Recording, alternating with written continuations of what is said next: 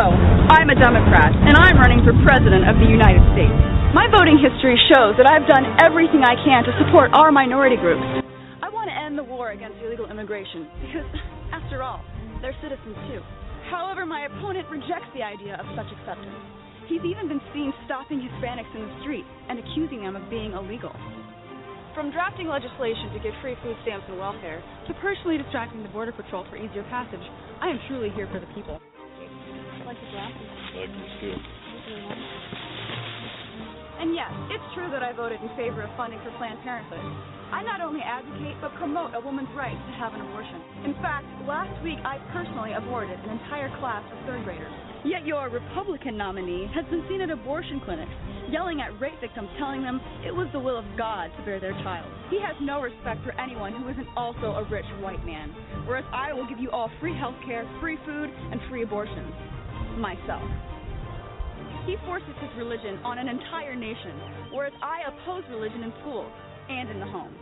He tries to portray a healthy marriage, but we all know that's really his sister. On November 6th, vote for a strong woman fighting for you, not an inbred Texan with a spoon-fed Harvard degree and stupid. I'm your Democratic candidate, and I approve this message. Funded by Tampon, the American Minority Political Outreach Network.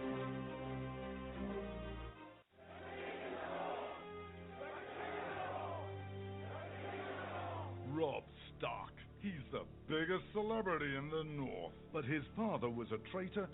He arrested his own mother. His bastard brother deserted the Night's Watch. And he couldn't defend his own castle. Worst of all, Rob Stark hasn't stopped the wildlings from invading our lands and taking our jobs. He even has an illegal alien for a nanny. And now he wants to be king in the North? King? Some people say he's really a wolf. Some people say he eats dead people. We can't wait until it's too late. Send a raven to Winterfell now and tell Rob Stark to go back home. Stop eating dead people and defend the damn wall. This ad paid for by Crossbows GPS. Daenerys Targaryen. She says she is the mother of dragons. But would you trust her with your kids? Her father was a maniac. She palled around with Dothraki terrorists.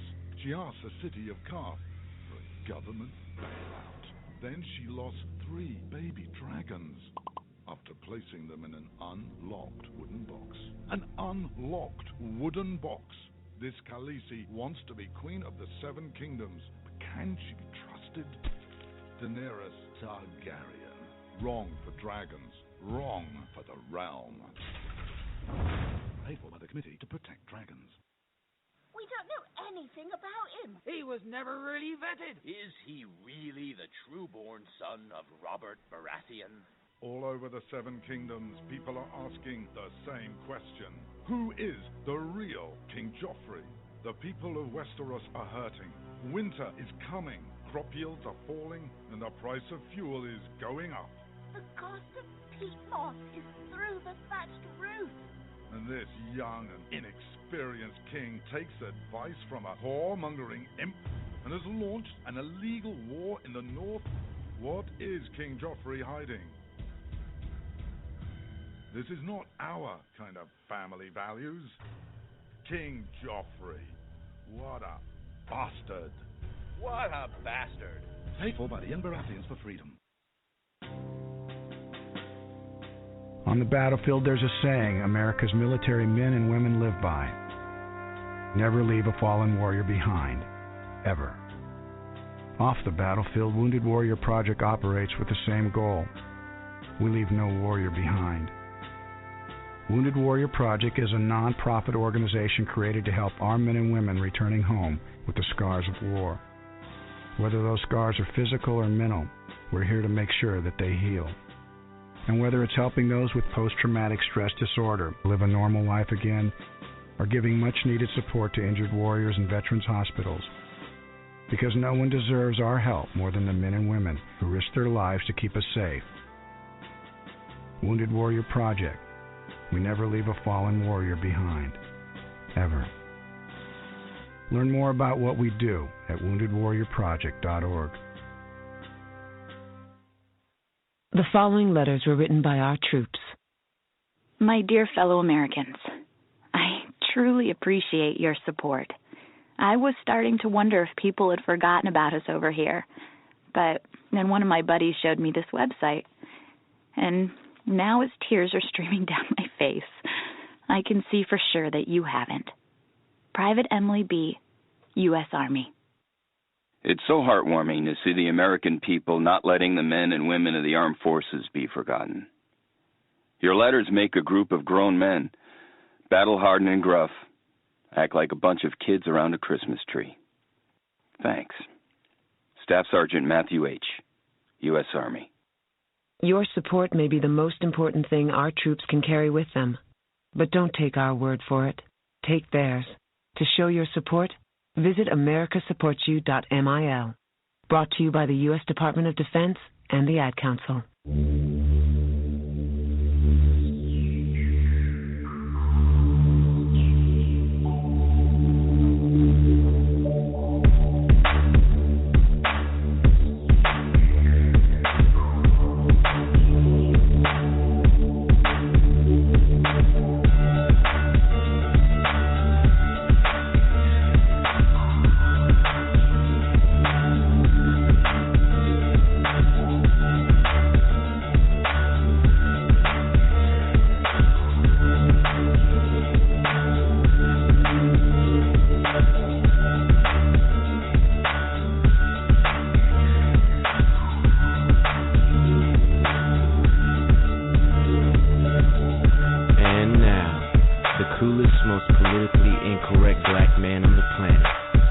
Rod Eccles.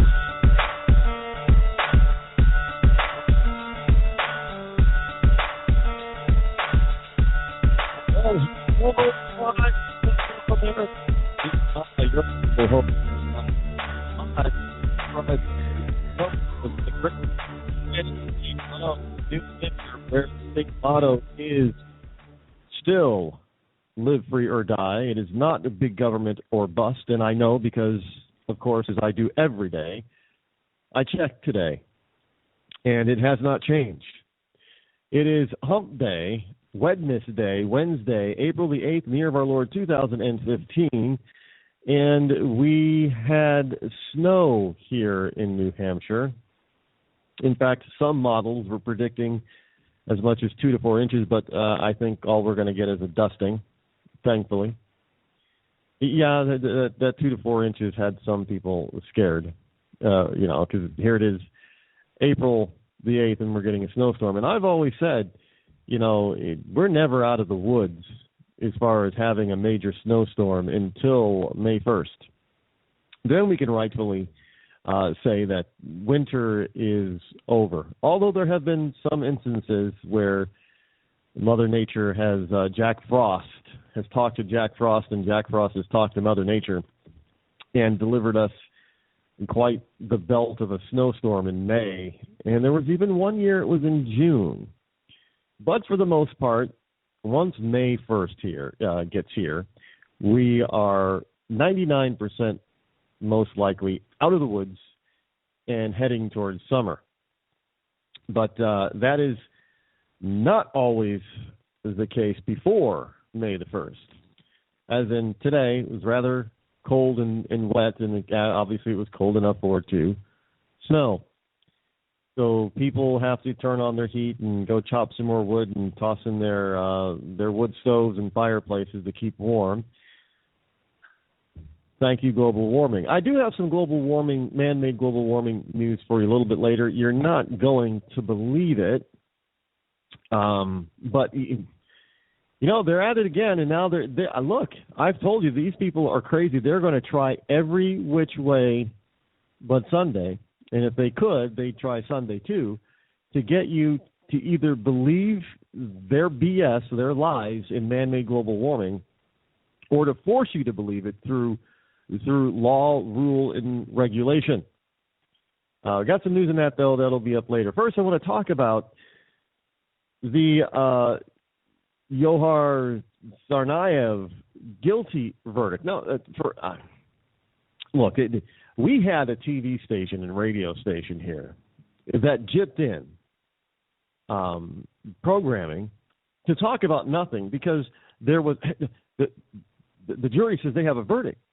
So for about 20 minutes, they really talked about nothing while all the parties involved were assembled back in the courthouse. Look, I understand it's an important case, but it's not that important because I don't think anybody was surprised by the outcome. Really. There was no surprise about the outcome. The man was obviously guilty. I mean, he admitted that he did this stuff. So there was no question of his guilt. He and his brother decided to go on a bombing spree, and they got caught. Thankfully so. However, let me bring something to light about this story. We all talk about how, this guy's, justice has to be done. This guy has got to pay. And now, since the verdict is in, he's guilty on all 30 counts, which some of the counts are really stupid. Because, and this goes to prove, this is a side note, this goes to prove that we have too many laws on the books. Because, let me give you an example. Let's say it's late at night, there's nobody on the highway, you're doing 75 and a 65. Well, you get pulled over and you get a speeding ticket for doing 75 and a 65, right? Right. Well, maybe the officer who pulls you over decides to give you a ticket for reckless driving. And then maybe he decides to give you a ticket for, using a dangerous instrument or something. Now, you didn't do anything differently. All you did, you weren't driving dangerously. All you did was drive 75. But we have at least 3 laws that you've just broken with one incident. See what I'm saying? There's too many laws in the books. And just because there were 30 counts doesn't mean that he did anything any worse. It's just that there are so many laws in the books that, if you jaywalk now, it used to be that you just got a ticket for jaywalking, not crossing at the crosswalk. Now it's, jaywalking.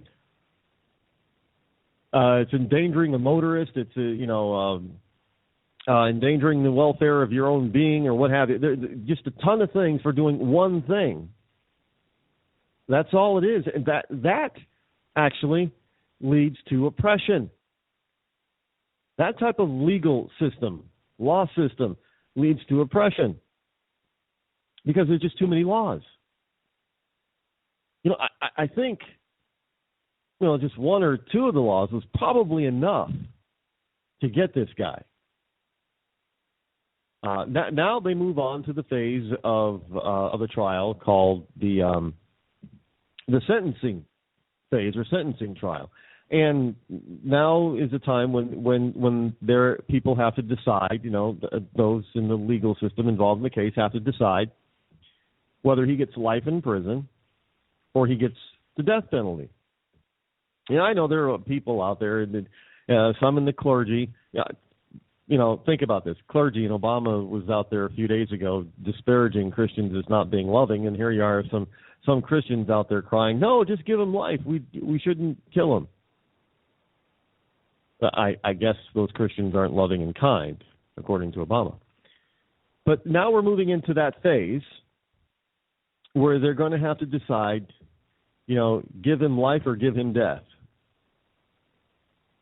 And look, I would be shocked because of the current revenge mentality over his shocking crime.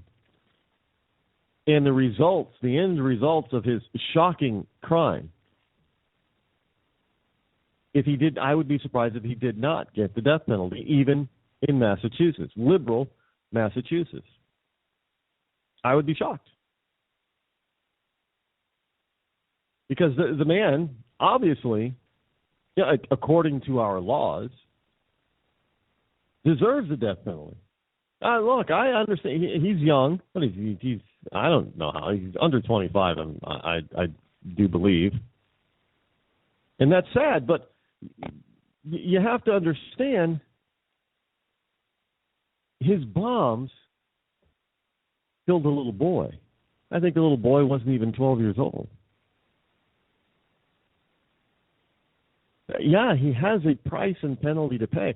I don't think that if you sit him in a jail cell for the rest of his life, he will ever come to regret what he did. You know, it's like Charles Manson.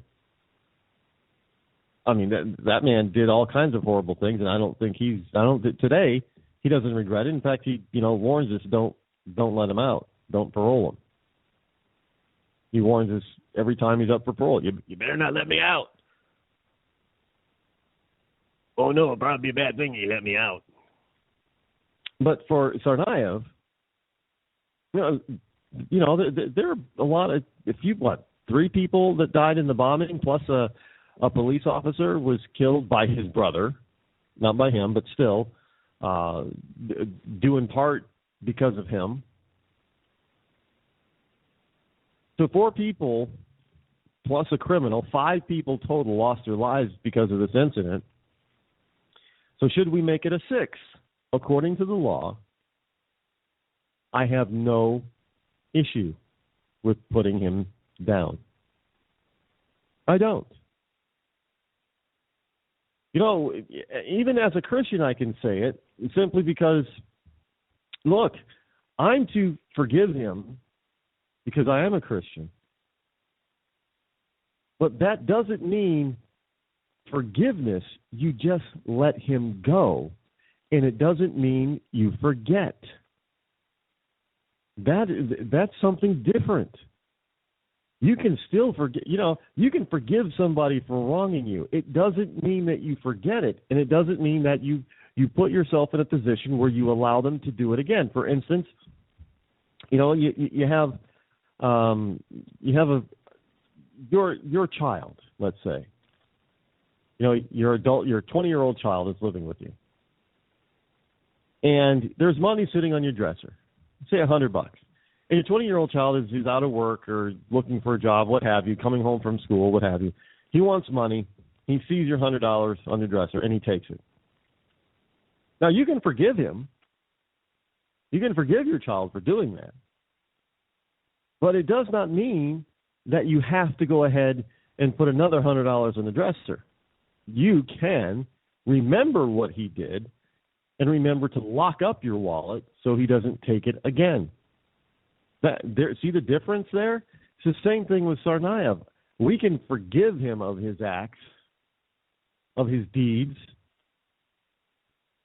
It doesn't mean that he's free from justice. It doesn't mean that look, you can apologize all you want to.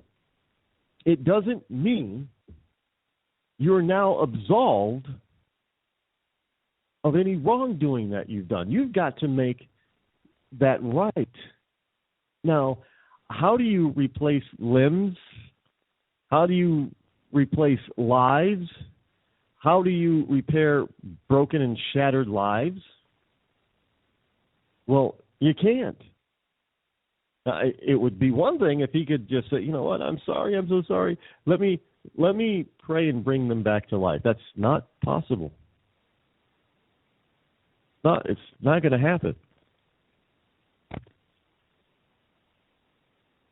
So it does not mean that justice stops because we forgive them or they say they're sorry. And they can, be full on believe in their own hearts and come from the bottom of their own hearts that they really are sorry and they repent. It does not mean they are allowed to get off. Period. I don't know why the left doesn't seem to understand this thing. This sort of thought. Saying you're sorry is one thing. It doesn't necessarily mean anything. But just because you say, I'm sorry, with the tears flowing down your face and your head hung low and your shoulders hunched forward, and you're sobbing, I'm sorry. Yeah, you can truly be sorry. Doesn't mean you're off the hook, though. I can truly forgive you. Doesn't mean you're off the hook. This young man did something very, very bad. He got caught, and he has to pay the price. Plain and simple. Whatever the price is, he's got to pay it. Now, I am sure he knew what the price could be. It could have been the ultimate price. Could have been his life. At some point, even when he was being hunted down, his brother paid the ultimate price before he got to trial. Brother was killed. Could have happened to the younger Tsarnaev. They knew the risk, and yet they did the deed anyway. Now, he has to pay the price. I do not feel sorry for him. I do not have empathy for him. I do not have sympathy for him. He did the dastardly deed. Now he has to pay. And if our system says because he's guilty beyond a reasonable doubt, which he is because he admits he did it and participated, if we follow the letter of the law and he deserves to be put to death, then so be it. He knew the potential risk, and he lost. Now, let me mention something about how he got caught, which is pretty, kind of scary in itself. And I'm not talking about the gunfights, the gun battles that led to, an officer and his older brother's death. But I'm talking about the method by which our government went about to catch them. Now, you have to understand that Boston and a few communities were basically put on martial law, curfew. You weren't supposed to be out in the street. And this was just for a crime, folks. I mean, if this, we have to get the bad guys, so they were telling us. So if that's the case, then why isn't the city put on a lockdown every time there's a crime committed until they catch the perpetrator? This is what they did. We're talking businesses were shut down. People were supposed to stay off the streets while the police roamed everywhere looking for these two. That's kind of scary that our government was able to institute basically martial law just to catch a criminal, and the vast majority of people were okay with it. Now, I'd be like, are you kidding? How can you possibly be okay with that? Well, we needed to catch him. What, you couldn't catch him any other way? You had to institute basically martial law for a crime. It's not like we're in the middle of a war or something, and or there was a terrorist attack like in New York City with lots of devastation, lots of death. No. They just wanted to be able to catch them, so they told us. What it really was a test to see how the American people, at least some populations, would be willing to accept a martial law imposition for just about any reason. And all they have to do now is just say, the next time they want to do something like that, is just say it's for public safety. Hey, this was for the public safety that we had this imposed, this travel ban and quarantine and curfew, so people wouldn't get hurt by the cops, basically. But I'm saying to myself, you guys are accepting this?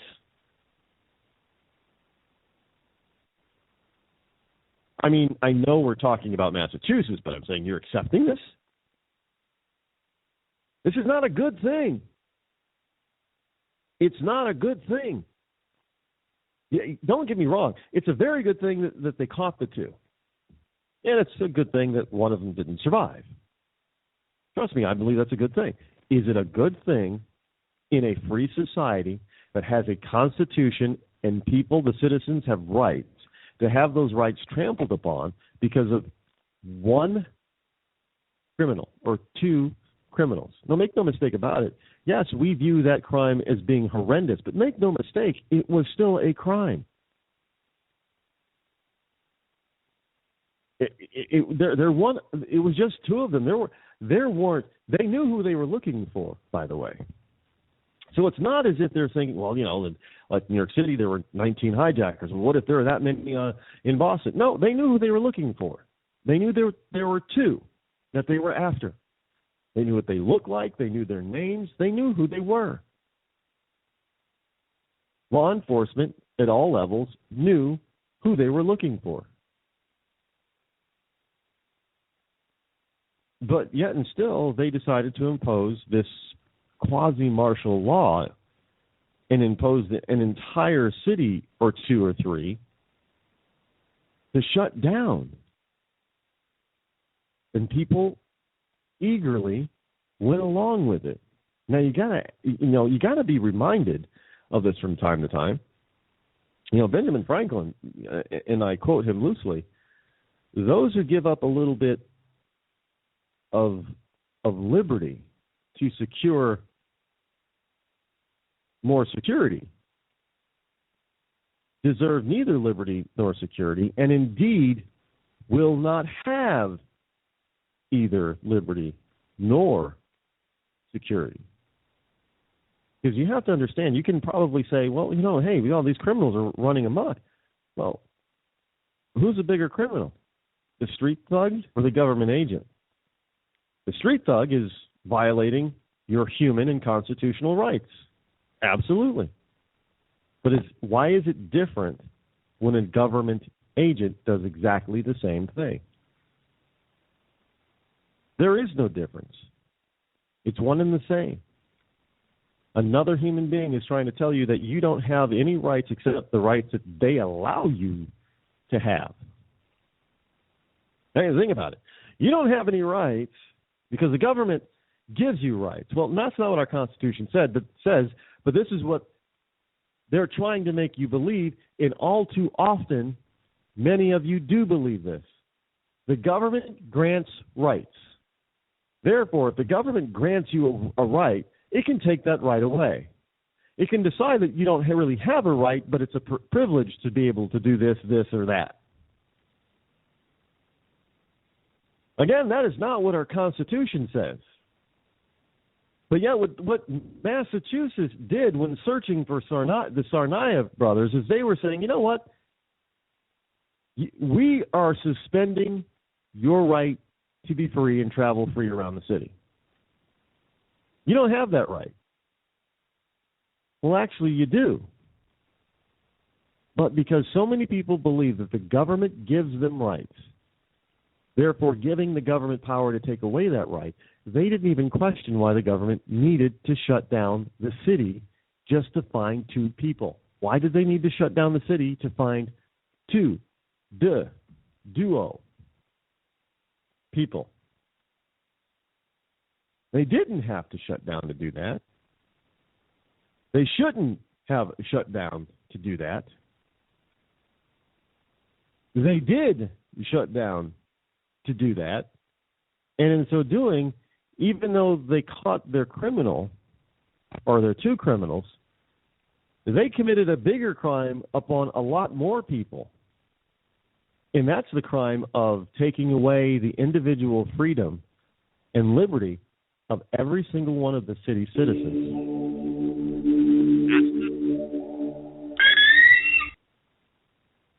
Come on down to the newest pub in Texas, Rednecks, where our beer kegs are always full. Don't ask what brand it is, because it all tastes like warm piss. So if you're celebrating a special occasion, like marrying your sister, I do. I did, or being named Employee of the Month at Walmart, you're going to want to come celebrate with us at Redneck's Bar and Cantina. And remember, every Friday and Saturday, we have our famous tooth contest. Whoever has the most teeth wins a pair of John Deere mud flaps and a buttery corn on the cob. There's plenty of parking space place to drive your house over to Rednecks and come on in and have a hell of a time. We're located right next to Big Al's truck stop, right across the street from the KKK headquarters. Homos and minorities not welcome. In a world where beer is served warm and flat, there is only one hope for beer drinkers. The Wooden Tap Bar and Grill presents Perfect Tap, an epic invention that ensures your favorite draft beer tastes better here than it does anywhere else. Critics call Perfect Tap mesmerizing. This is the way draft beer is supposed to taste. If you drink just one beer this year, make sure it comes from Perfect Tap. Now pouring exclusively at all 4 Wooden Tap locations. Wooden Tap! Come as you are. Ripper the Clown may be a cartoon character come to life, but do you trust him with your votes on November 4th? Ripper the Clown wants to be mayor, sheriff, comptroller, and senator of Ripper County, but in a recent debate, he admitted that he didn't even know what a comptroller was. And then he offered free gas cards and fast food gift certificates to anyone who voted for him. He also offered free autographed copies of his new award-winning zombie novel, The Life and Mimes and Zombie Apocalypse of Ripper the Clown, for those who cast votes in his favor. These are all violations of America's occasionally enforced voting laws. Do you want this inexperienced and sneaky clown with his finger on the button? Don't vote for Ripper the Clown. Paid for by people who hate Ripper the Clown. The people who hate Ripper the Clown are responsible for the content of this ad. Let's talk about Bob Sweeney, Lambert, Bentonhausen, Kavanaugh, Rope Puller, Havisham, McDougal, Subway, Bentley, Kavanaugh, Buffalo, Nickel, Jones, Rosenberg, Radio Frequency, Smith. What do you know? Did you know that he's a naval hero? He single-handedly fought the Battle of Trafalgar in the waiting pool at the community center, freeing us from French tyranny. Did you know that he's an adventurer? Fighting the elements, he climbed Mount Everest in the frozen food section of the local grocery store to prove that anyone can achieve their dreams. He's a humanitarian. He found another cure for smallpox when, on a rainy day, climbed his aluminum ladder to the power lines to rescue a stray sperm whale. An energy pioneer. He discovered an unyet-named natural resource when he chewed the gum from underneath all the tables at the local pizza joint. And did you know that the only salary he takes is a few pieces of string, peat moss, and the occasional crow feather? Naval hero, adventurer, humanitarian, energy pioneer, and philanthropic volunteer. That's Bob Sweeney, Lambert, Bentonhausen, Kavanaugh, Rope Pillar, Havisham, McDougal, Subway, Bentley, Kavanaugh, Buffalo, Nickel, Jones, Rosenberg, Radio Frequency, Smith.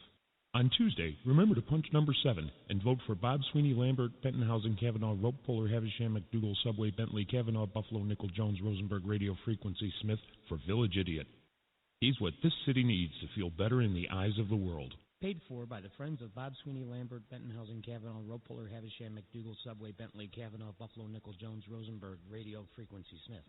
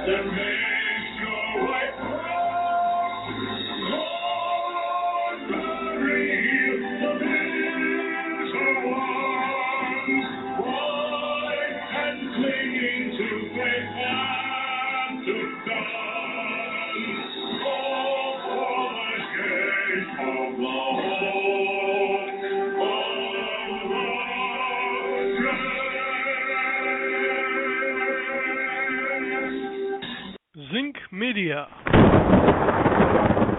Feel the power of knowledge.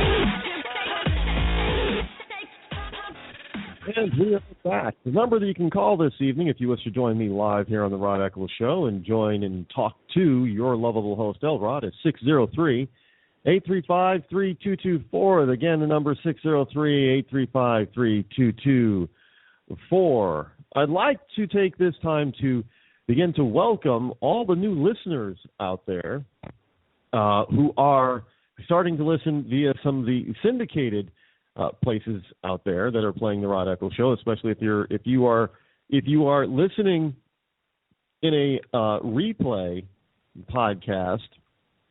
Then thank you for listening, and don't forget that you can catch the show over on Blog Talk Radio between 8 and 10 p.m. And there are a number of different other networks out there. And beginning next week, we'll start to tip our hats to each and every one of those networks every night.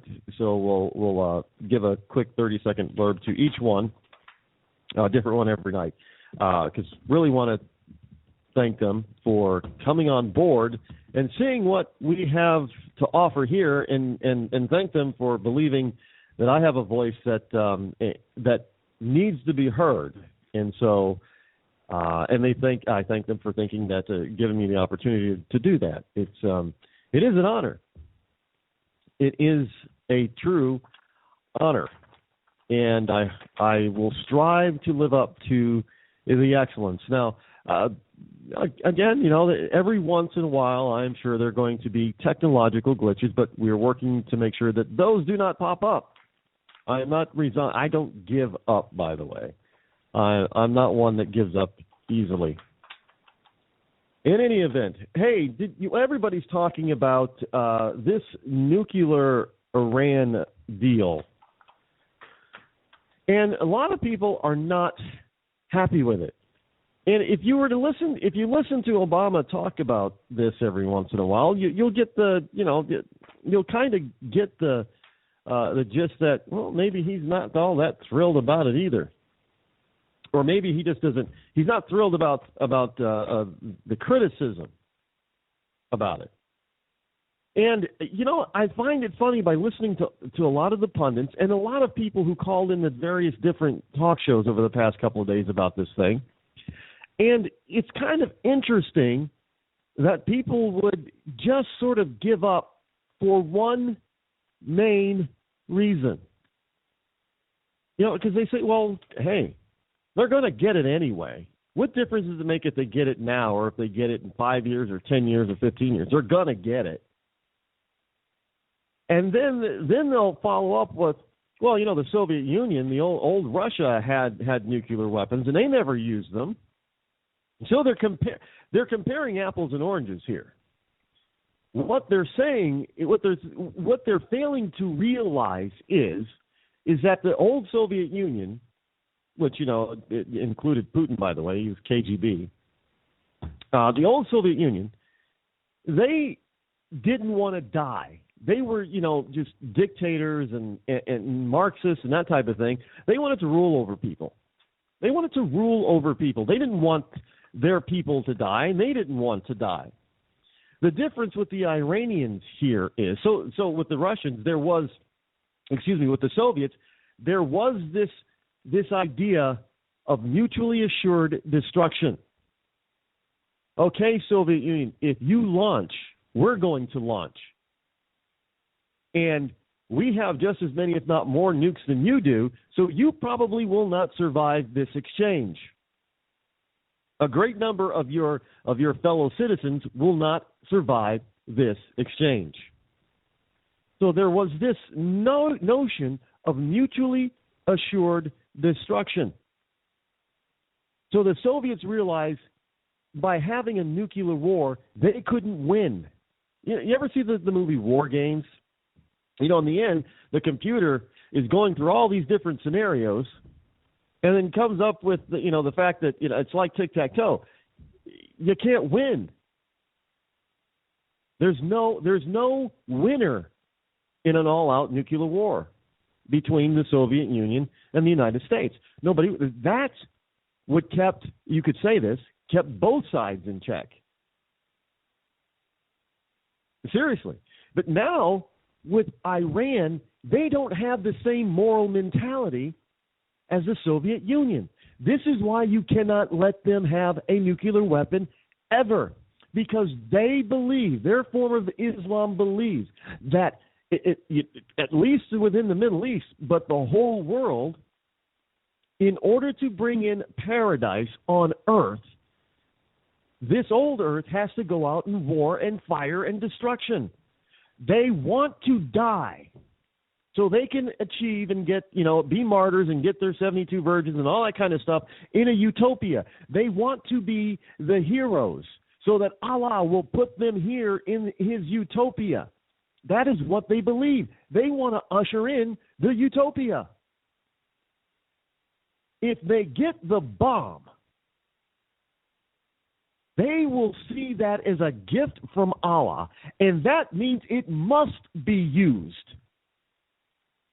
It cannot be, stuck in a silo somewhere and not used. They must use it. They have to go ahead and try to destroy Israel. They have to try to destroy all the infidels, which includes the entire West and the United States. They have to destroy us. If they have a weapon that can do that, you better believe they will try to use it. So this stupid, idiotic notion, hey, the Soviet Union's had them, and we didn't get into a nuclear war with them. Look, this is different. We're talking apples and oranges here. It doesn't really take a rocket scientist to figure this one out. I don't know where even some people on the right have this mentality, which is driving me insane. I mean, are you really trying to tell me that you believe that the mullahs in Iran are exactly like, the old Soviet Politburo? Really?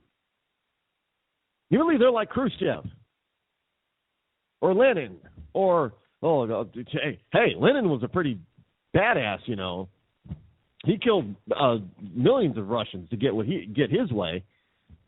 But, Gorbachev, you think the mullahs are like Gorby?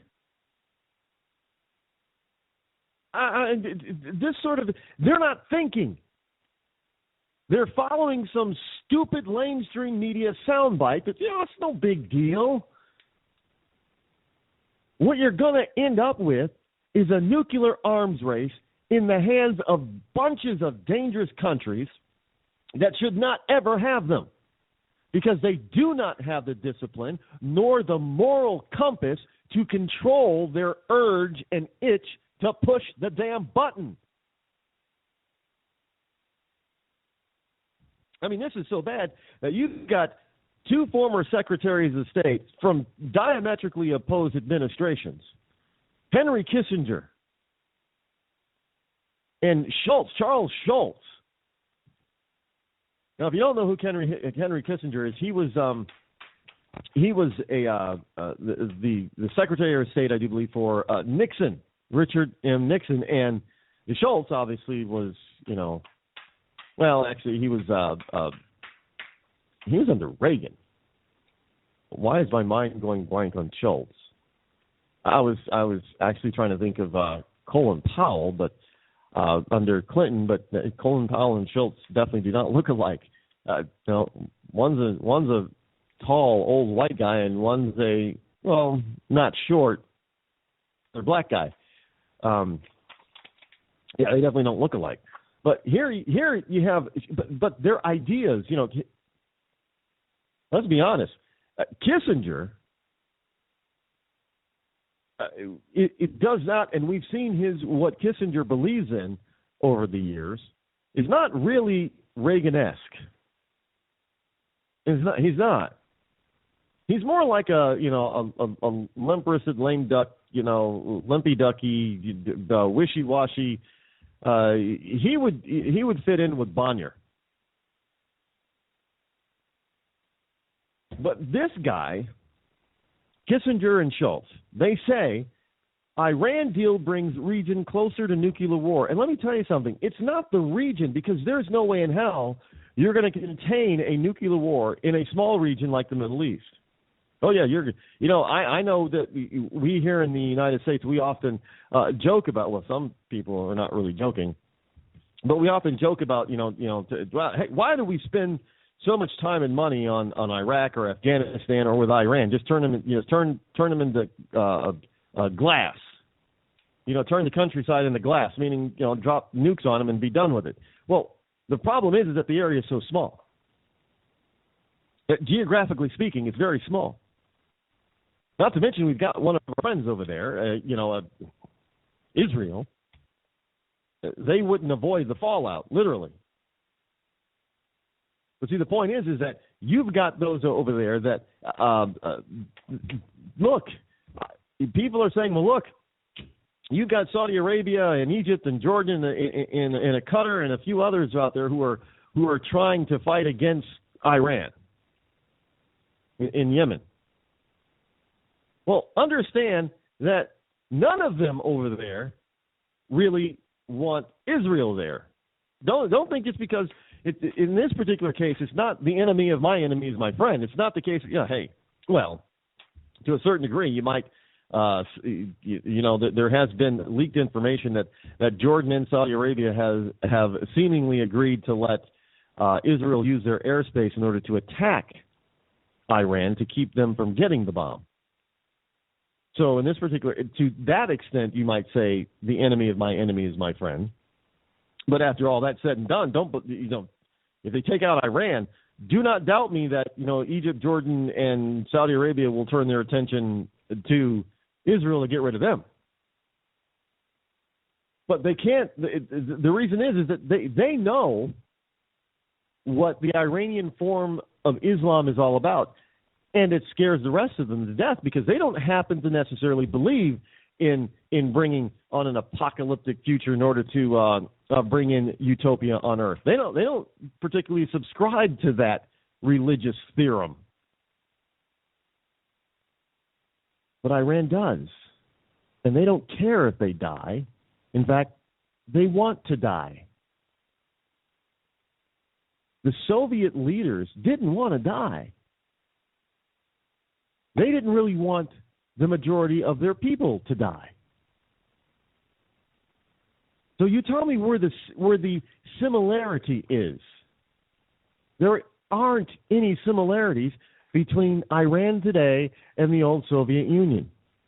The Soviet Union wanted to survive. Iran wants the new utopia. And the only way to get it is if we all die. Did I make myself clear on this? The reason why you do not let Iran have a bomb is because it is not a case that they may use it. It is a case of they will use it, and the only question is when. So the question is once you let them have it, the question becomes, well, when are they going to use it? Are they going to use it today or next month or next year? They're going to use it. Look, logic in their own rhetoric tells us so. Now, hey, if they don't actually believe in the utopia on Earth and they really don't want to die, then that's fantastic.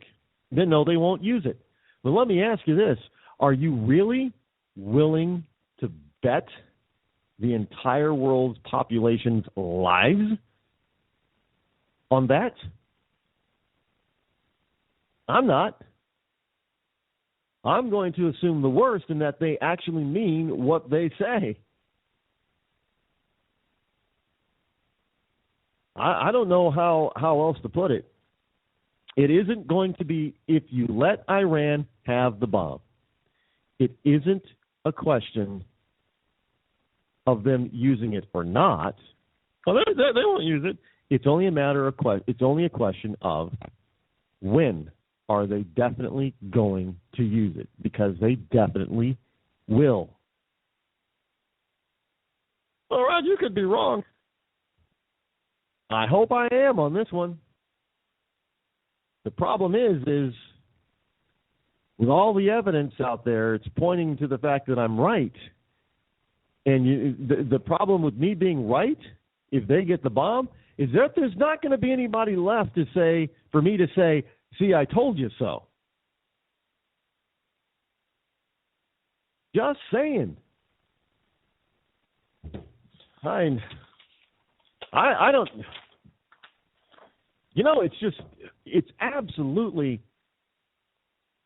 moving on to another topic, because it makes no sense. To let them, I have no idea what's going on or going through, but I don't think Obama really wants to bring in maybe he is a Muslim, a closet Muslim. I don't care about that part. I mean, I don't believe what goes on in his mind is anything the same as what goes on in Iranian mullah's mind. I don't think it's the same. So I don't know where look, the guy, some people say that he's been hypnotized. It's kind of like the Lord of the Rings thing in the Return of the King. Where the Rohan king has been possessed by Saruman. And, he's not, some people are saying, hey, Obama's kind of like a puppet. His strings are being pulled from outside. And to all you Bilderberg and Illuminati type of nut job conspiracy theorists, let me tell you something. If your conspiracies are right, then it's all about them wanting to rule a planet. Well, there has to be a planet with people on it for them to rule. They don't want complete, total annihilation of this planet. Iran does. So I'm sure that if they're pulling Obama's strings, they know for a fact that if you're going to give a nuclear bomb to somebody, you're not going to give it to Iran, because it means everybody in the Illuminati or the Bilderberg or whoever they are, Rothschild, it means they're deaths too. And if they want to rule and have all the money, then they're sure as hell they don't want. I don't know. Are you telling me then that the Bilderbergs and the Illuminati or the Rothschild, they're really just Muslims who want to die and go to Allah in heaven and receive their 72 versions and usher in the utopia here on earth? Is that what you're saying? Because that's what you're obviously saying. If you believe that this is what they want, which is why I don't believe in all these. When you start taking apart these conspiracy theorists, you start taking apart their argument by historical fact, by documentation, and by logic. It falls apart, yet they still believe it. It's just amazing. They still believe it. But hey, do you think that the Bilderbergs want to die? Well, they don't want to die. No, they don't want to die. They want to rule everything. They want to own everything. Well, if Iran blows everything up, what's going to be left to own and rule? Well, probably nothing. But they still want to do it. Okay, so they're probably not for Iran having the bomb either. I guess that sort of logic escapes them. Hey, I want to give a shout out to somebody that almost every single one of us know. Yet we don't realize that we know him. We don't realize that we know him, but we know him well from our childhood. Unfortunately, many children today, many millennials probably don't know who he is. But those of us who are older than the millennials, who are older than 30 probably, we know who he is, even though we never probably saw him. And we probably never heard his real voice. Kind of like Rich Little, the impersonator comedian. The man was so good at doing so many different voices that there are people that didn't really know what his real voice sounded like. Well, this guy was kind of the same way. We all grew up, and we listened to him every Saturday morning, although we didn't know who we were listening to, because we thought we were listening to, people like Bugs Bunny. We thought we were listening to, we always think this. We think we're listening to Daffy Duck, and we think we're listening to all the cartoon characters. And half the time we think that they're all different people, but a lot of times it's one person doing multiple voices for these different characters. And this particular character, character voice, what do you say, character voicer? This particular guy did a lot of different voices. His name, if you ever paid attention to the credits, even when you were a kid, I did. I paid attention to the credits. His name was all over the place.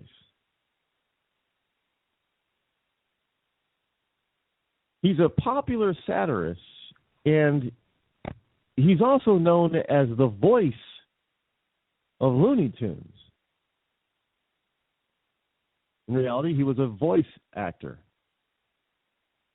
Stan Freberg was 88 when he passed away earlier this week. Stan Freberg, basically he skewered pop culture and McCarthyism with his satirical records and did cartoon voices for nearly 6 decades. Passed away of pneumonia and respiratory problems in Santa Monica. He was 88.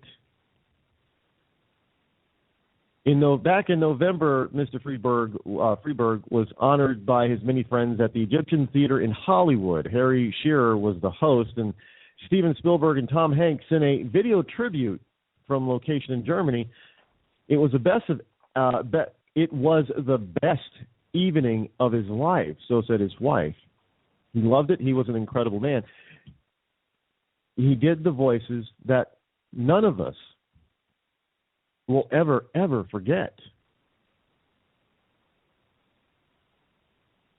He began his 6-decade career doing impersonations on Cliff Stone's radio program back in 1943. Then he soon began voicing the characters of Warner Brothers cartoons, working with the genre king Mel Blanc. He voiced Junior Bear, Beaky Buzzard. No, Beaky Buzzard. Nope. And Tosh, one of 2 goofy gophers opposite Blanc. But perhaps the young actor's most enduring portrayal was the seemingly slow Pete the Puma, one of my favorite Looney Tunes characters.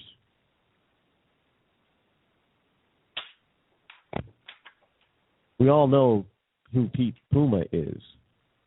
Bugs Bunny asks him how many lumps of sugar he wanted for his tea.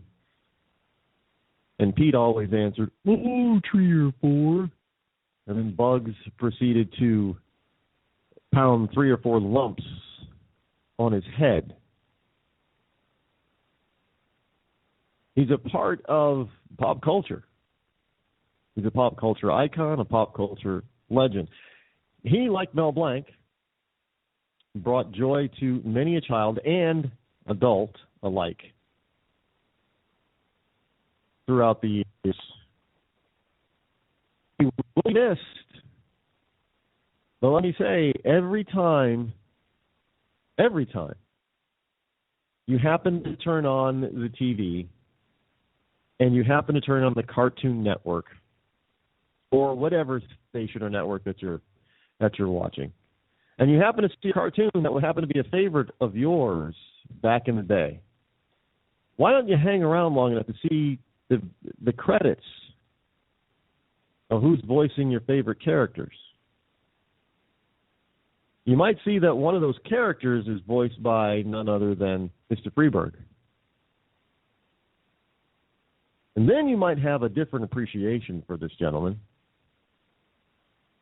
But I always knew who he was. I had a great appreciation. He will be missed and remembered.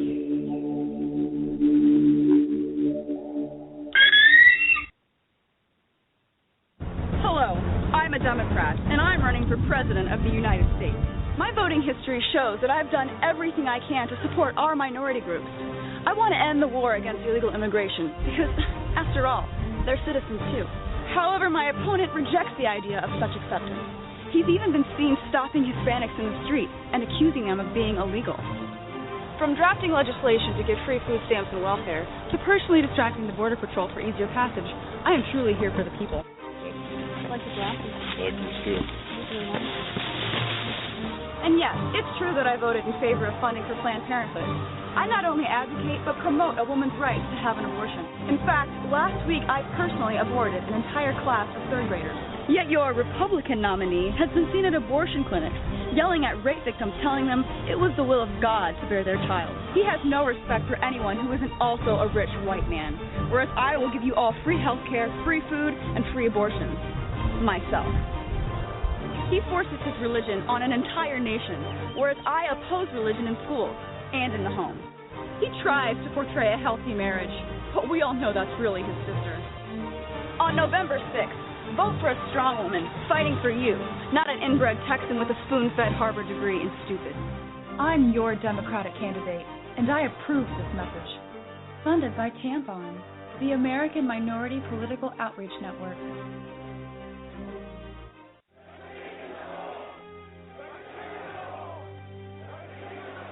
Rob Stark. He's the biggest celebrity in the North. But his father was a traitor. He arrested his own mother. His bastard brother deserted the Night's Watch. And he couldn't defend his own castle.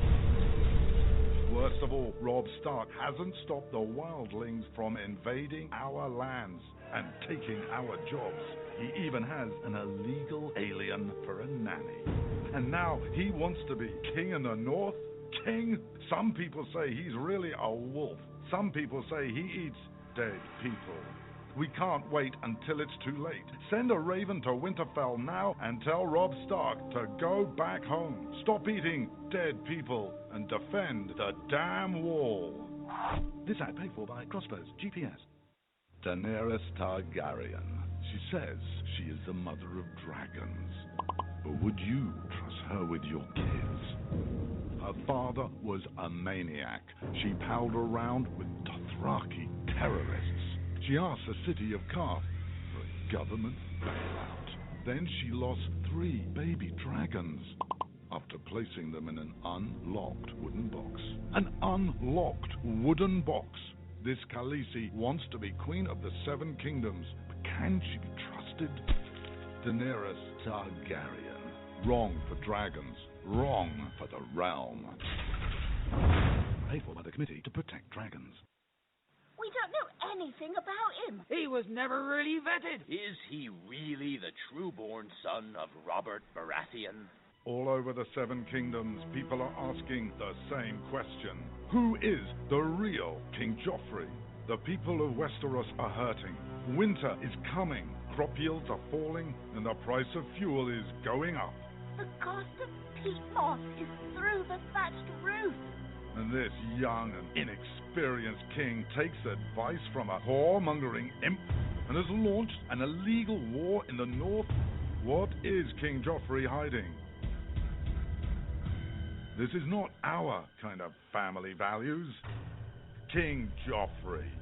What a bastard. What a bastard. Paid for by the Baratheons for freedom. On the battlefield, there's a saying America's military men and women live by. Never leave a fallen warrior behind. Ever. Off the battlefield, Wounded Warrior Project operates with the same goal. We leave no warrior behind. Wounded Warrior Project is a non-profit organization created to help our men and women returning home with the scars of war. Whether those scars are physical or mental, we're here to make sure that they heal. And whether it's helping those with post-traumatic stress disorder live a normal life again, or giving much-needed support to injured warriors in veterans' hospitals. Because no one deserves our help more than the men and women who risk their lives to keep us safe. Wounded Warrior Project. We never leave a fallen warrior behind. Ever.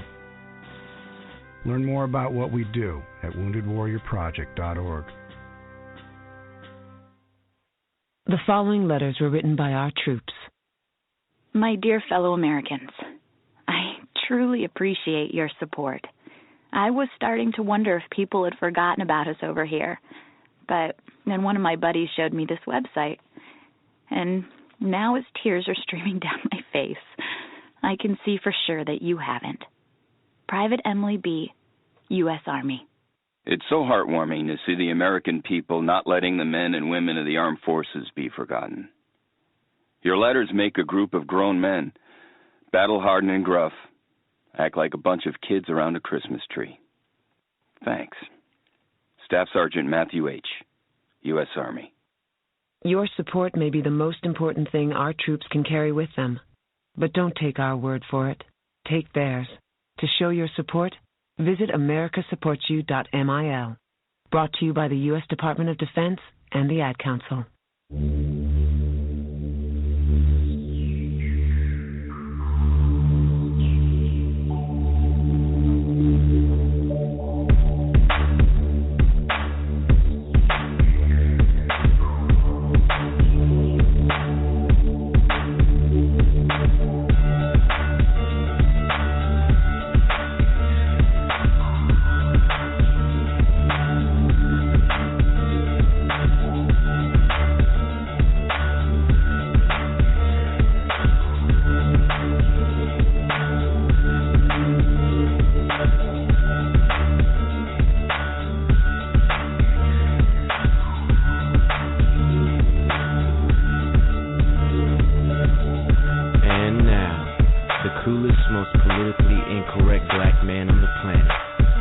Rod Eccles.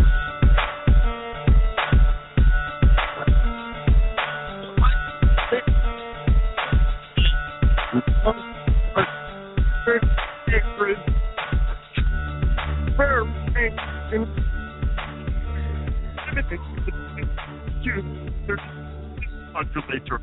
What's happened to the Illusion 236 space modulator? That creature has stolen it.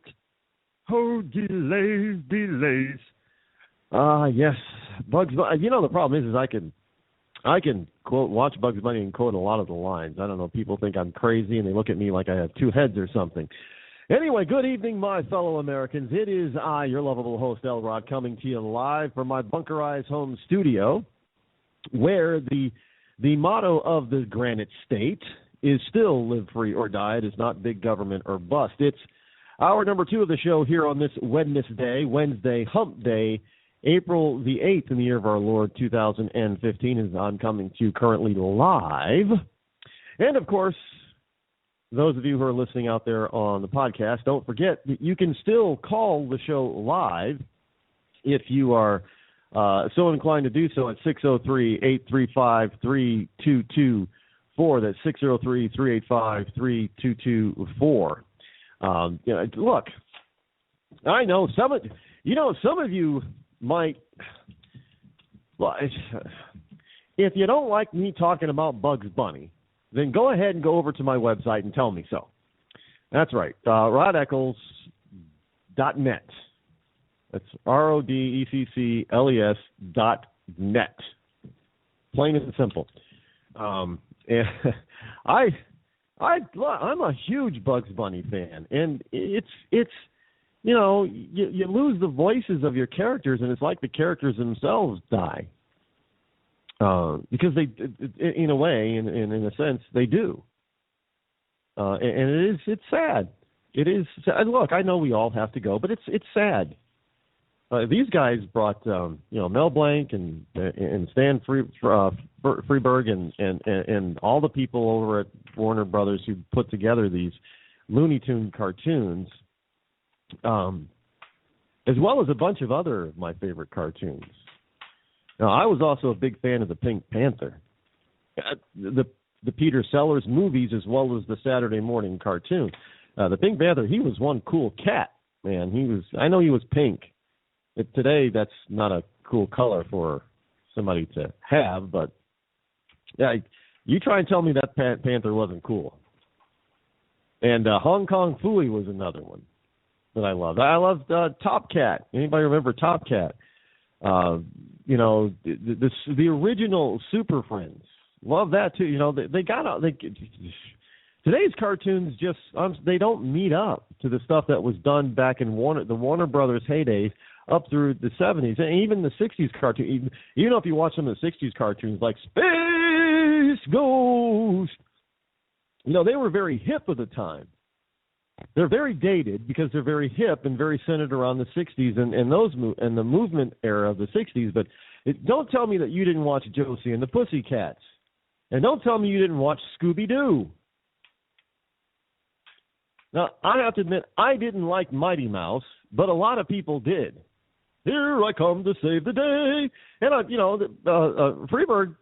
Well, he didn't lend his voice to a lot of those, but the big ones that we remember from Warner Brothers, he did.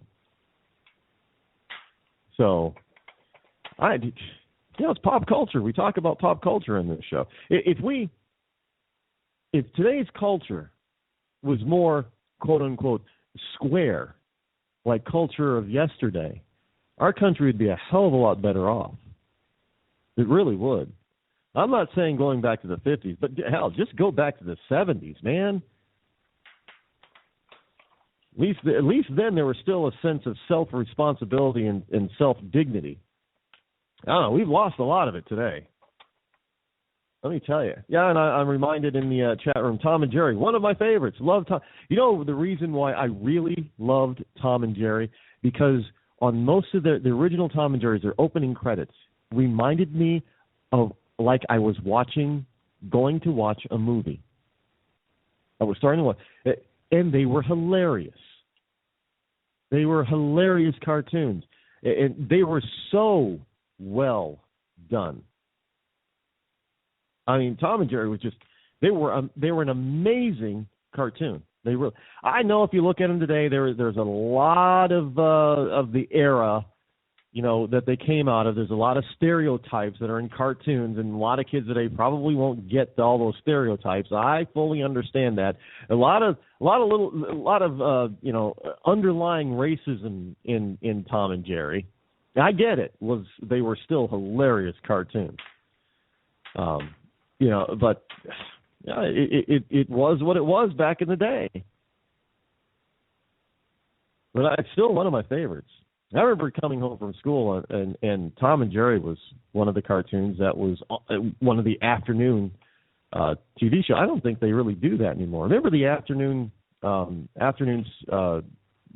schoolhouse special, whatever it was? It was like it came on like once a week or something like that. But those were there. But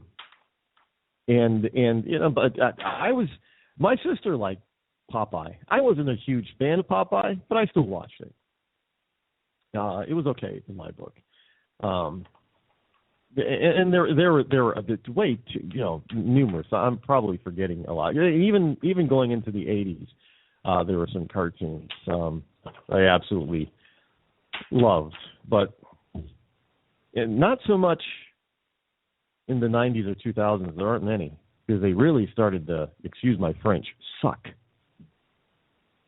Sticking with the pop culture theme right now, and this is something that really does sort of tie into political debate, if you will, especially now with the Indiana thing. Barry Manilow, some of the younger listeners of the program, they may not really know who Barry Manilow is, but Barry Manilow is a huge musical icon. He got started, I do believe, in the early 70s writing jingles. I think he wrote, all the Pepsi jingles of the 70s. Barry Manilow wrote those, and many, many others. And then he made it big in the mid and late 70s with, I Write the Songs and Mandy, and he was a huge pop star. He was, even though he was older, he wasn't the young little teeny bopper, and he definitely didn't get in trouble, but he was, you could equate him to Justin Bieber of the day. That's how huge Barry Manilow was at his height. And he wrote a lot of songs for a lot of other artists as well. Another one is wrote a lot of songs for a lot of other artists and hit after hit after hit. There are two other notables. Carole King. I think she's got 100. She's one of the most prolific hit songwriters ever.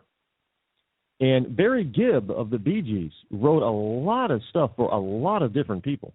A lot of hits there. But Barry Manilow, back in the 90s, actually in the 80s, it was rumored, but this was before, it was cool and kosher, was rumored that he might be a little gay. And the rumors kind of persisted. You know, is he the pop culture's the pop music world's Liberace? Because basically that is really how he was what Liberace did to classical music and performance and stage presence, especially in Las Vegas. That's who Barry Manilow was really compared to. And people wondered, is he going to be like Liberace? And then I think sometime in the 2000s he came out. It sort of came out, or he didn't deny it. Well, today Barry Manilow has admitted that he married his manager, Gary Keith. So if there was any question about Barry Manilow's sexual preference or sexuality, I think by marrying his manager, who happens to be a guy named Gary, should put that to rest. And, of course, this is being touted and lauded. Well, look, Barry Manilow is gay, and Barry Manilow can get married. Why can't everybody get married? And gay writes this, and gay writes that. I'm just telling you, this is how they use these people, which, by the way, which is why because some people think that, the stars that are in the closet, they don't need to be afraid to come out anymore. No, they don't want to come out because it's not that they're afraid. They just don't want to be used for the left's, that radical left-wing agenda. They don't want to be used for it. Doogie Howser, otherwise known as Patrick Neil Harris, was pretty clear on that. He once said that he didn't want to get involved in this whole gay rights issue thing because he wasn't sure, and I quote, "I'm not sure if I believe in all of that stuff." In other words, he was referring to he wasn't particularly sure if he believed in all the stuff that the radical left-wing gays and gay agenda were trying to foist upon the rest of us. And indeed, there are a lot of gay people who do not believe in the radical agenda.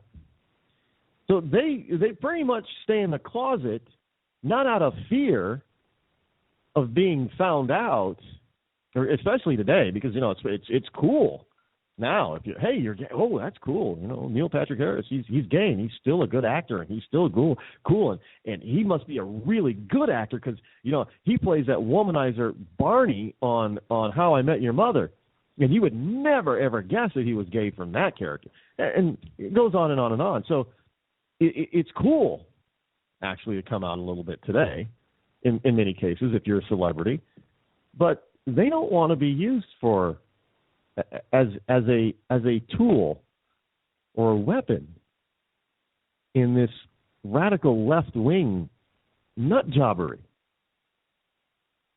Look, they're just like the rest of us. They just want to, practice their craft, earn a living, and just live their lives. They don't want to have, they don't want to have their personal lives put out on display for everybody. I know we often say, well, if you're going to be a music or a movie star or something, then you got to know that you're always going to be on display. No, that's not true. And you ask any so-called star if they ever thought that they could not keep their private life, their real private life, private, would they have gotten into the limelight? Most of them say no. Because they believe that what they do in their bedroom and behind closed doors and inside their house is their business. We don't need to know it all. And this is true for the homosexual stars. Oh, sure, fine. Some of them do come out and they say, well, I'm proud, but they don't want to give all the sordid details of their private life. And most of them definitely do not want to be used as a tool or a weapon to advance the radical left's agenda. And we know this is true of Barry Manilow because let's face it, Barry Manilow is an icon. And he could very well be an outspoken advocate if he wanted to be. But he doesn't even talk about it. He doesn't like talking about it. He doesn't want to talk about it. People often say, well, how come some of these stars never give interviews or rarely give interviews? It's because they don't want to talk about themselves. Because they know for a fact that every time they sit down in front of Barbara Walters or any other celebrity interviewer, that they're going to get into their lives beyond the realm of none of your business lines. So they don't give them. They don't give interviews, and I, for one, don't blame them. I'm happy to give interviews, for me, as long as it's based on my show and my political views and based on public policy and this country. But look, I don't like to answer personal questions because they're not anybody else's business. Period. And, look, I understand why some of them, if they don't answer, then they're considered to be rude. Rude. Oh, they're not rude. They're private. And the private part means just that, private. Not public. Not for public consumption. Private. They don't ask the private questions. And look, I don't see Barry Manilow out there doing an interview circuit. Not going around yelling at the top of his lungs, hey, guess what? I'm gay and I got married to a guy. It just sort of came out. But, hey, good for him. Look, if that's what he wants to do, and as long as he's not trying to foist or push that on other people, because let's face it, straight people really don't push being straight on other people. You just are or you aren't. But why is it that some small fraction of a minority feel that it's okay to push homosexuality on all of us? And then get mad when we don't accept them. Just saying. Hey, there's some hypocrisy going on out there. Some big hypocrisy. And this is in the realm of so-called equal pay or better pay. Hey, we have all these CEOs that are making huge amounts of money. They're just making all kinds of money. And the people that they employ in their businesses that make them so rich are only making like $8 or $9 or $10 an hour. Why don't they give up some of their money to pay their employees better? Why don't they?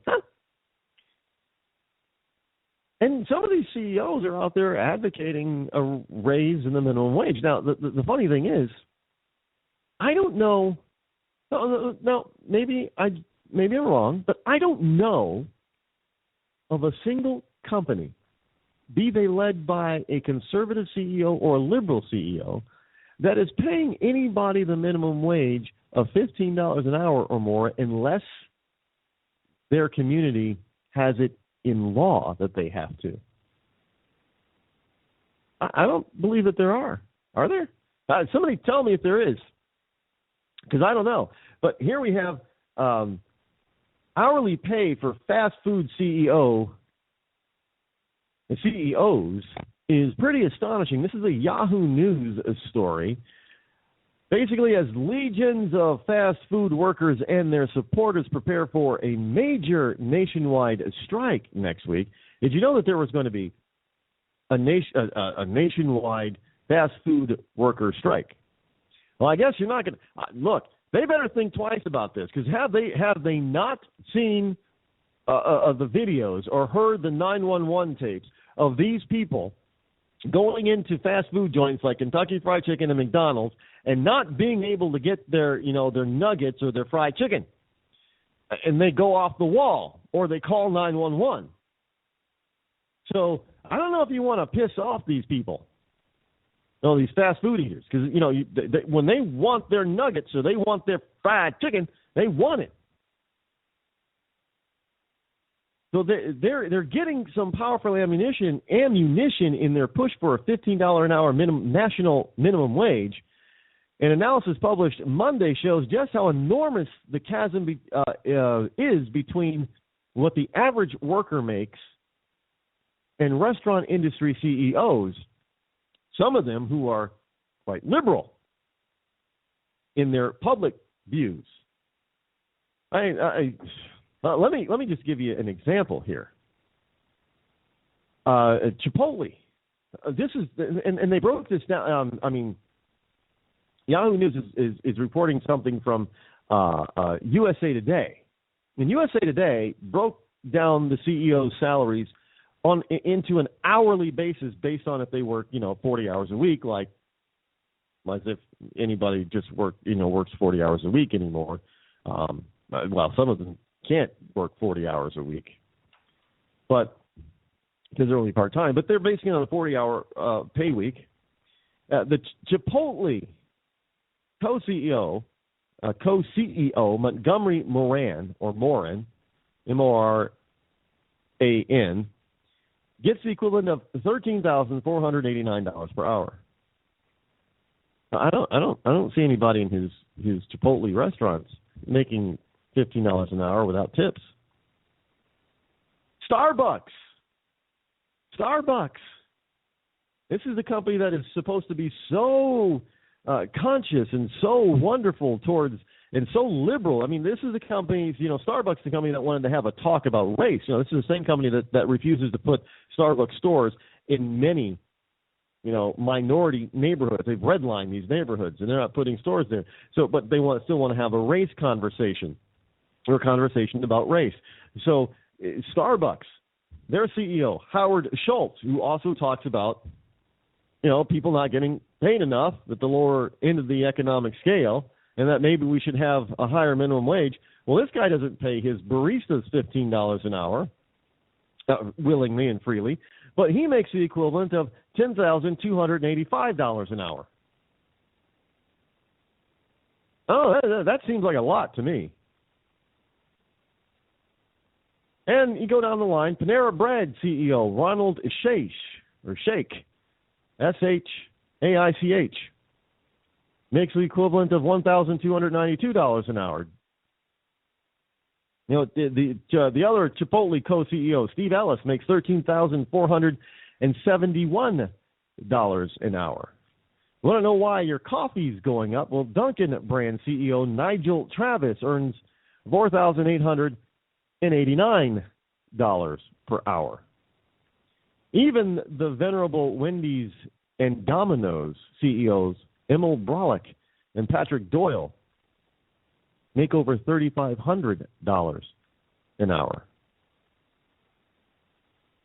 And yet they want to be out there to tell us that we should support a minimum wage of $15 an hour. But they're not paying their employees that $15 an hour. No. But somehow they think that a law is better to get them to do something that they should probably do on their own since they're advocating it in public policy. I don't know. Hey, look, Starbucks also, if you want to talk about race, how about you start putting some Starbucks restaurants and stores in the more diversified neighborhoods? Then you'll get some real talk about race. And start paying these people $15 an hour on your own. Then you might get some support from others who say, that's a good idea. But instead, you'd rather be hypocrites.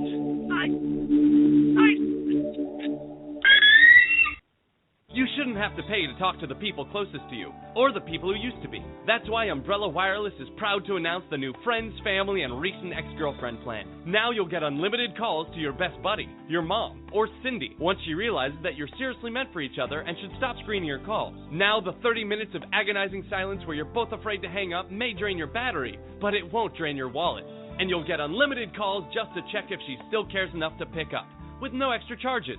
With the Friends, Family, and Recent Ex-Girlfriend plan, your phone will automatically answer calls from your ex, because maybe she finally realizes that you're the only one for her and wants to get coffee sometime. Now, after lonely nights of looking at pictures of the road trip you took together when everything was great, your misspelled texts are absolutely free. The only thing you have to pay for is the booze. The Friends, Family, and Recent Ex-Girlfriend plan, because she wants you back. She just doesn't know it yet.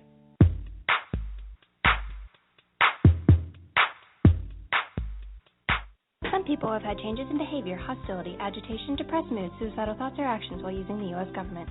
Some people had these symptoms when they began a phone call or verbal discourse with the U.S. government, and others developed them after several weeks of interaction, but have improved after stopping for 2 or more days.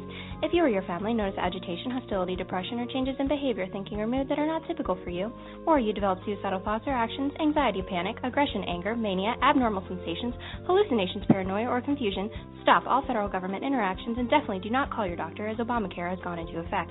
Also, do not contact the U.S. government if you have any history of depression or other mental health problems, as these symptoms may worsen while trying to get anything done in a timely or efficient manner. When you can't find anything to watch on cable, you get bored. When you get bored, you listen to radio cooking shows. When you listen to radio cooking shows, you invite a friend over for dinner. When you invite a friend over for dinner, you use twice as many beans. When you use twice as many beans, you expel deadly farts that kill your friend's dog. When you kill your friend's dog, your friend becomes unstable. When your friend becomes unstable, you're sued for everything you're worth. When you're sued for everything you're worth, you're thrown to the streets. When you're thrown to the streets, you devote your life to world domination. When you devote your life to world domination, you become an evil fascist overlord. When you become an evil fascist overlord, old friends plot their revenge. When old friends plot their revenge, you are shot in the back of the head. And when you're shot in the back of the head, you miss your jazzercise appointment. Don't miss your jazzercise appointment. Upgrade to Indirect TV. Go online or call 1-800-IRECT-TV.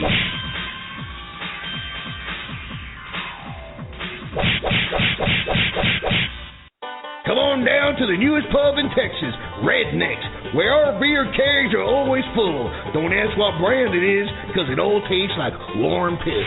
So if you're celebrating a special occasion, like marrying your sister, I do. I did, or being named Employee of the Month at Walmart, you're going to want to come celebrate with us at Redneck's Bar and Cantina. And remember, every Friday and Saturday, we have our famous tooth contest. Whoever has the most teeth wins a pair of John Deere mud flaps and a buttery corn on the cob. There's plenty of parking space to drive your house over to Redneck's and come on in and have a hell of a time. We're located right next to Big Al's truck stop, right across the street from the KKK headquarters. Homos and minorities not welcome.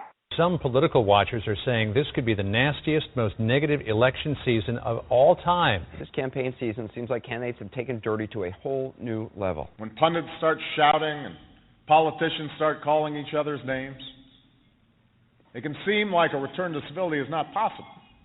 Like the very idea is a relic of some bygone era. John Adams is a blind, bald, crippled, toothless man who wants to start a war with France. While he's not busy importing mistresses from Europe, he's trying to marry one of his sons to a daughter of King George. Haven't we had enough monarchy in America? I'm Thomas Jefferson, and I approve this message because John Adams is a hideous, hermaphroditical character with neither the force and firmness of a man nor the gentleness and sensibility of a woman. If Thomas Jefferson wins, murder, robbery, rape, adultery, and incest will be openly taught and practiced. The air will be rent with the cries of the distressed, the soil will be soaked with blood, and the nation black with crimes. Are you prepared to see your dwellings in flames, female chastity violated, children writhing on a pike? I'm John Adams, and I approve this message because Jefferson is the son of a half-breed Indian squaw raised on hoe cakes, and Hamilton is a Creole bastard brat of a Scotch peddler. The nastiest, most negative election. Candidates have taken dirty to a whole new It can level. seem like a return to civility is not possible.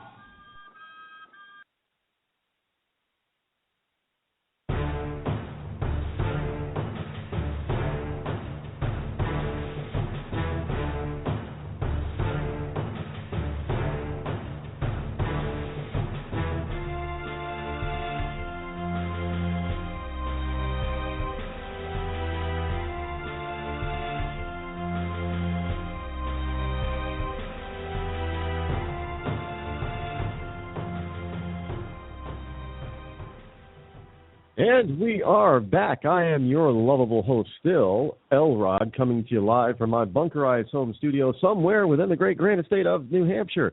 Don't forget the number that you can call this evening is still 603-835-3224. And, of course, you know, you can still call it. Well, no, you can't call that number to actually listen to the show, but you can call it to be put on the show, and I will, of course, see you in my queue, and you get to talk to yours truly, me. That's wonderful news, actually. Don't you think? I don't know why people don't think it'd be wonderful to talk to me. So, well, I know why liberals don't want to talk to me, but you know, we won't hold that against you, liberals, if you don't want to talk to me. Well, you know, we'll let you stay out there and be quiet, but this is a program that allows you to just go ahead and try to espouse what you think and what you believe, so you don't have to, you know, be afraid.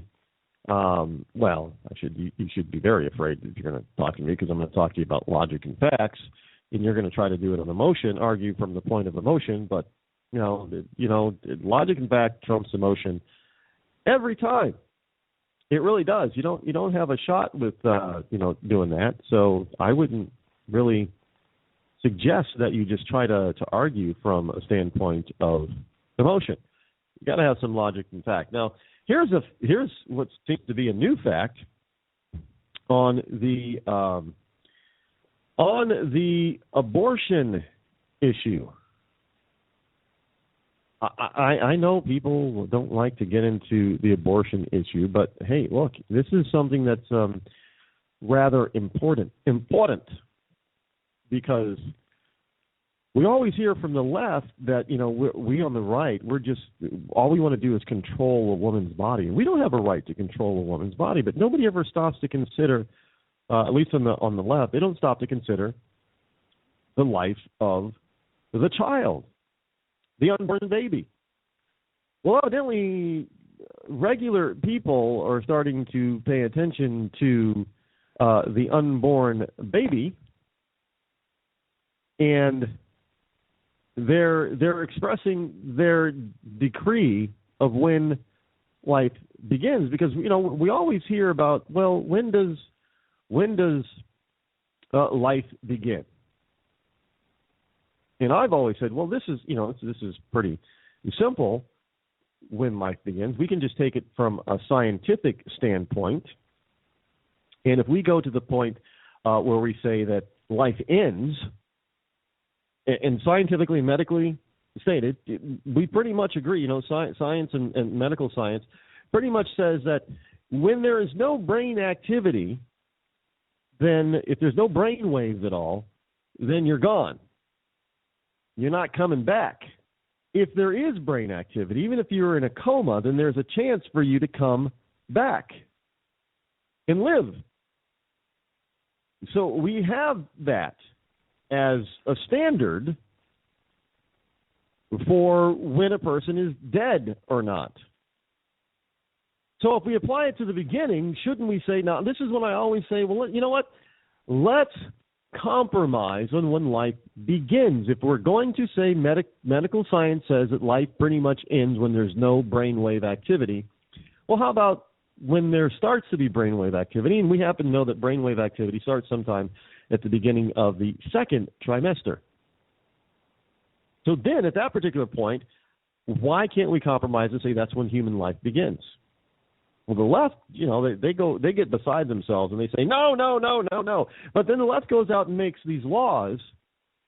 You know, the fetus, it's still a fetus. It's just a lump of flesh.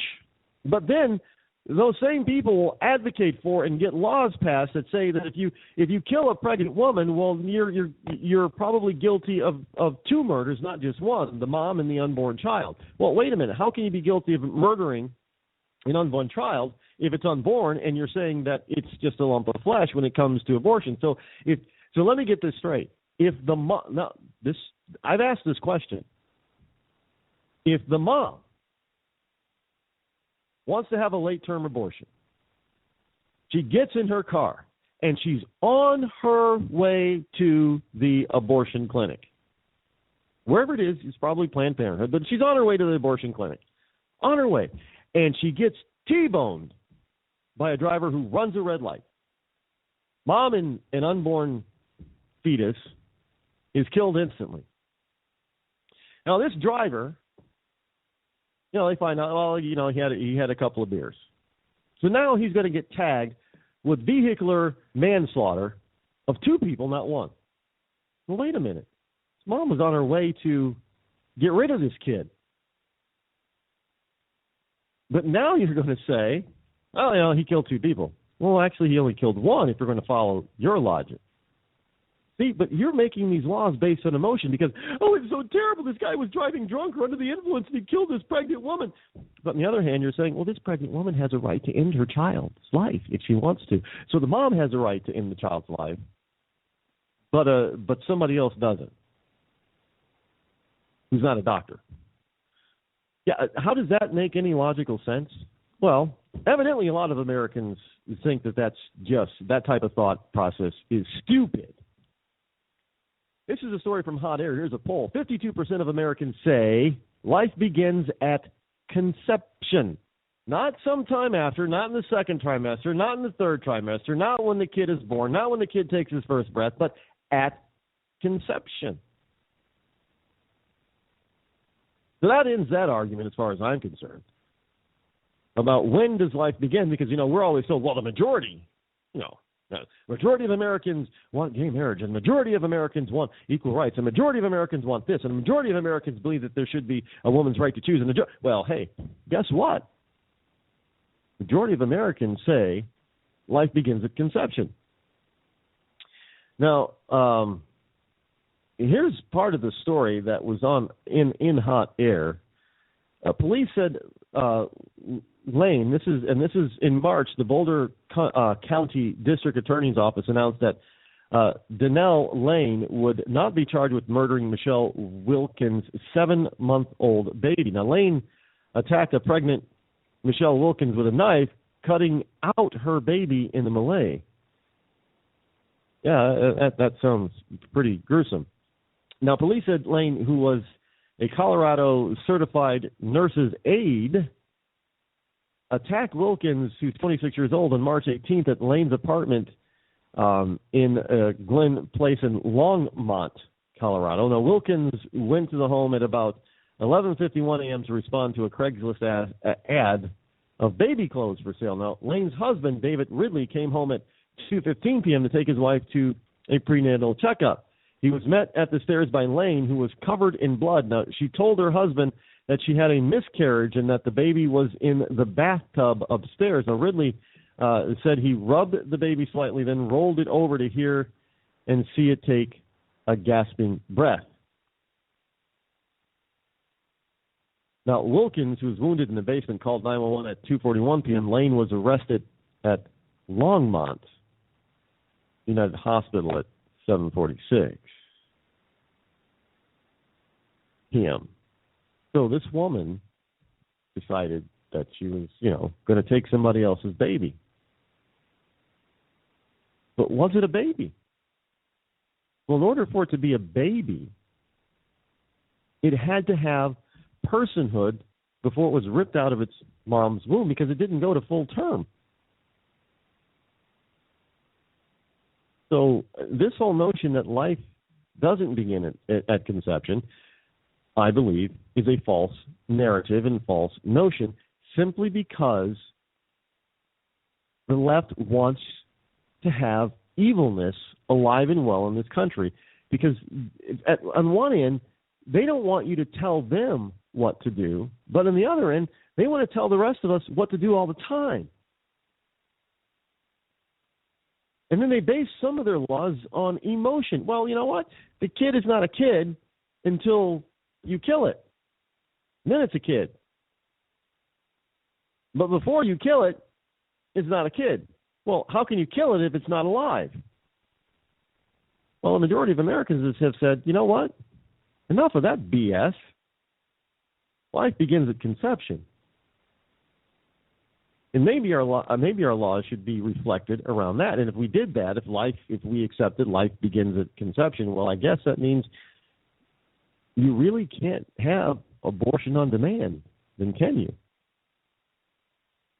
And that, folks, is what it's all about, having abortion on demand. And they will give you this false notion, well, yeah, these Republicans and these evil conservatives, they don't want you, they want to force you to have the kid, even if it's in the case of rape or incest, or even if it's going to affect the mama's life, like kill her.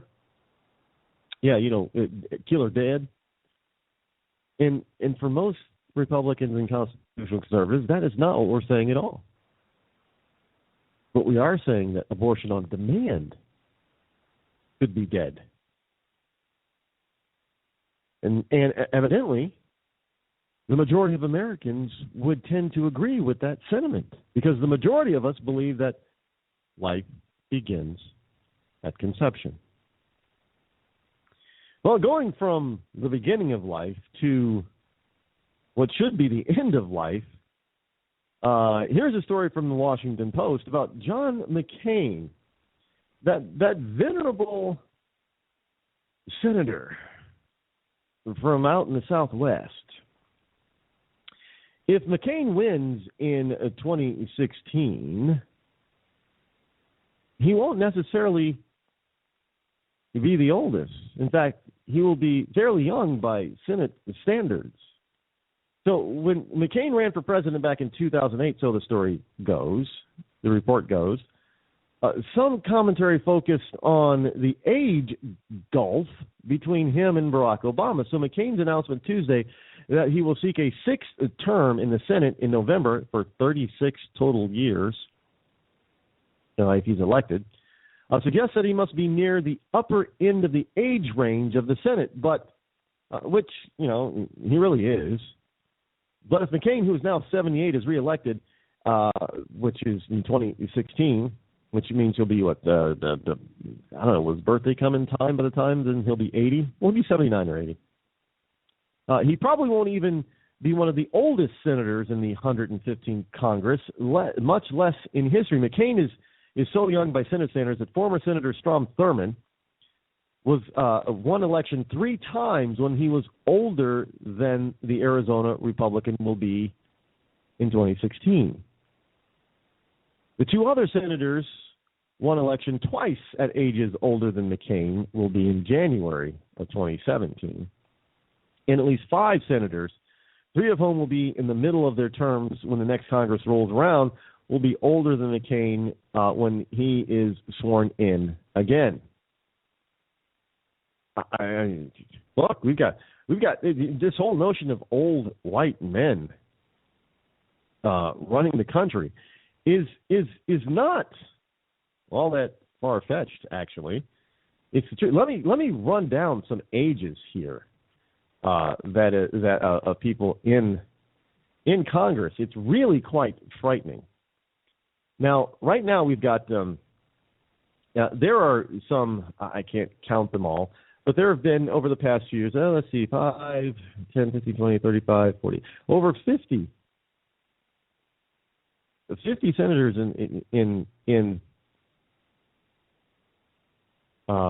age 2017 are starting a new term in the Senate. It looks like there's about just slightly less than 50 of them. It looks like they're greater than 80 years old. I mean, this is amazing. Strom Thurmond, almost 100. You had Robert Byrd, who died in office. He was like almost 90, and you have it going down the list, and a Byrd Orrin Hatch is over 80. Who are some others here that people may know that are really famous? Dianne Feinstein. Well, this might explain why she's such an idiot. She's over 80. Pat Roberts is over 80. John McCain will be over 80. James Inhofe from Hawaii is 80. No wonder we got these. We're talking geriatrics here. There's probably, everybody was talking about Ronald Reagan maybe having Alzheimer's. I'm sure there's quite a few Alzheimer's victims in this list of senators. Harry Reid is retiring, but he's near he's like 76 or something. He's nearing 80. And I know it's hard to tell what the Valley girl, how old she is because of all the plastic surgery. And I'm assuming it hasn't really helped. And she's like 70 something. I could be wrong about her. But she's up there. She's older than Hillary, right? I mean, these people are just they're too amazing. They should not be in office. Look, there is a time when it's time to move on and get somebody. I'm going to have to say it younger. I'm sorry, you've been in office 30 years? Are you kidding me? That should not happen. I don't care what your age is when you're elected, as long as you have your faculties and you can think straight. I agree with that. However, if you've been there for 4 or 5 terms already, you're old and stale at any age. It's time for somebody new. You're not the only qualified person in your district that can hold your seat. Get out of the way. This is why we need term limits.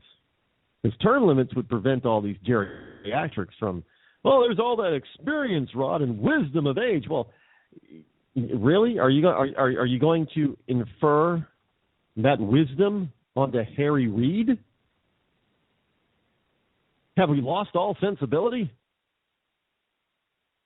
You're going to infer wisdom onto Inhofe, one of the most liberal people out there, senators.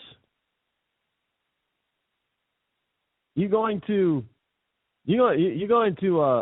infer that wisdom over to Nancy Pelosi, Barbara Feinstein? How about Maxine Waters? How old is that bat? I mean, really, seriously, we got to infer wisdom onto those idiots? Wisdom does not necessarily come by age. I know some 18 to 20-year-olds that are very wise. And I know some 60-year-olds that are just very immature and unwise and stupid.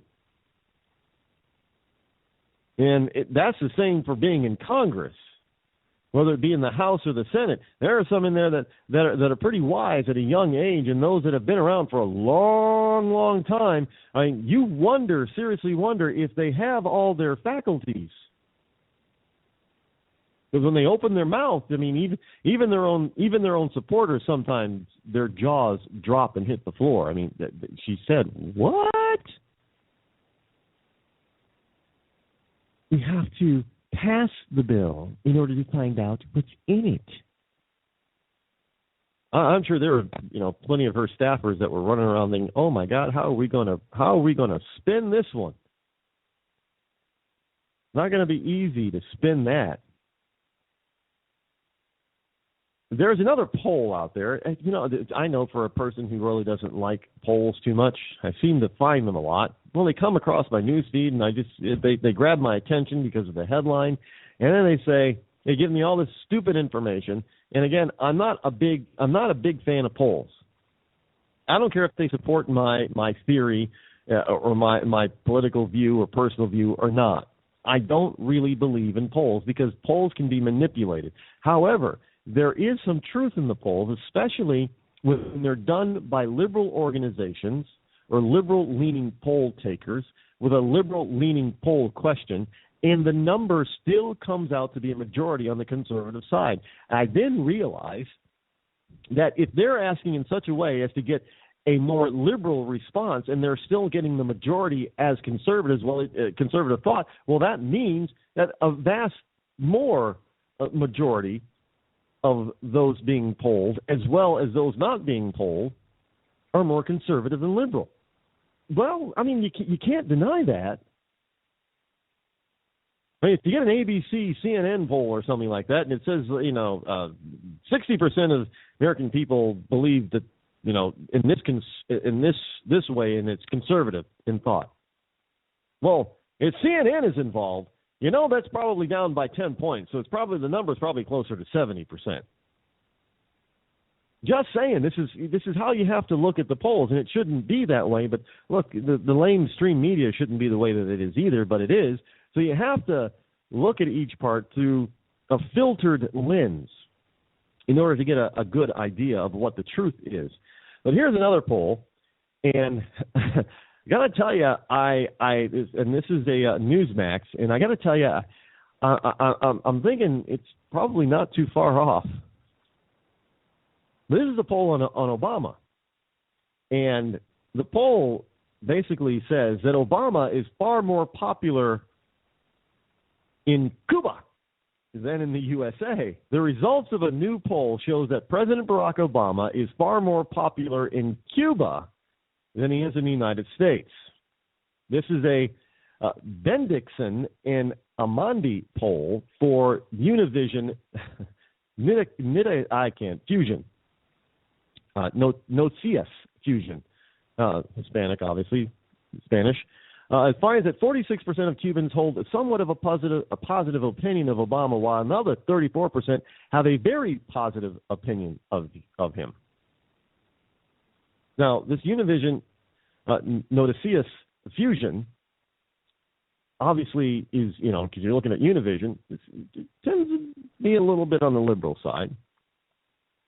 But basically, it says combined, that amounts to about an 80% approval rating, which is much higher than Obama's approval number in the U.S., which is currently at 47%. Now, the Fusion poll found that Cuban President Raul Castro approval rating is at 47% in Cuba. Wow, don't they have something in common? How do you like that? Well, I'm out of time for tonight. I'm Rod Eccles. I will catch you back here same bat time tomorrow. Until then, stay free.